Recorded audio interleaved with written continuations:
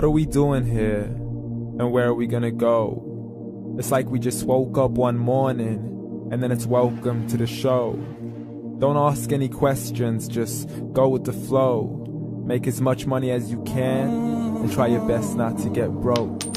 Copy everything you see on the TV, from the hairstyles to the clothes, and don't think too often, just do exactly as you're told. And if you ever get confused, then just turn towards the alcohol. You'll still hear your thoughts, then just turn up the radio as you learn to live a lifestyle of drugs, sex, and rock and roll. But in all honesty, I just need to know, is there more to the cycle than growing and getting old? Living and dying just to leave behind a happy home and a whole lot of property that somebody else is going to own. I just really need to know before the casket's closed, 'cause I'm not willing to gamble with my soul, nor am I ready to take any chances. These are just simple life questions, and I'm just searching for some answers. Like, what are we doing here? And what is our purpose? How did we get here, and who made us so perfect? And what happens once we go, or is this world all really worth it?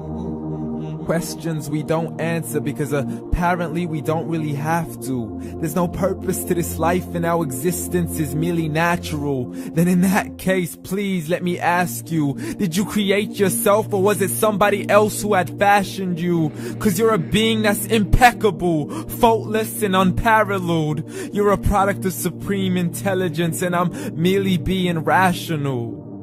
For there isn't a camera on this earth that can come close to the human eye, nor a computer that can compete alongside the human mind. And if the whole world was to come together, we wouldn't be able to create a single fly. So many signs, yet we still deny.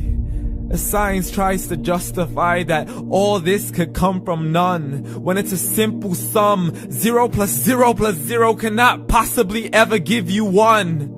So from where did all this order come? For everything has its origins, a maker, a creator of its own. I mean, the only reason you're watching this video is because somebody had to press upload. So we can believe in the Big Bang, but I'd rather believe in He who caused it to explode. Allah, the creator of everything along with every single soul. The ever-living, the master, the only one who is in control. Unlike his creation, beyond our imagination. And no, he's not a man, nor does he have any partners in association. He's on his own. And no, he did not ever leave us alone.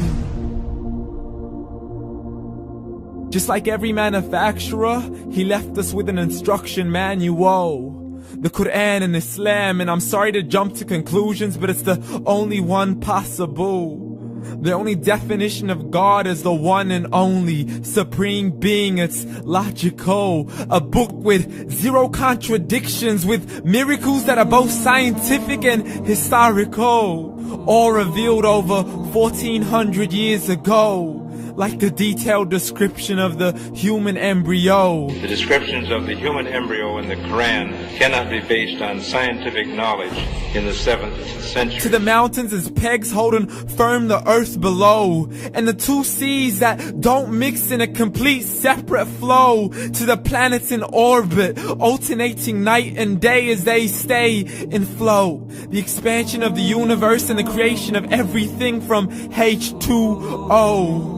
To the stories of the past and the preservation of Pharaoh. To identifying the lowest point in the land where Persia defeated Rome. The gushing fluid that created man in the glands between the ribs and the backbone. And not a word has changed, it's still the same. So please explain how all this was known over 1400 years ago.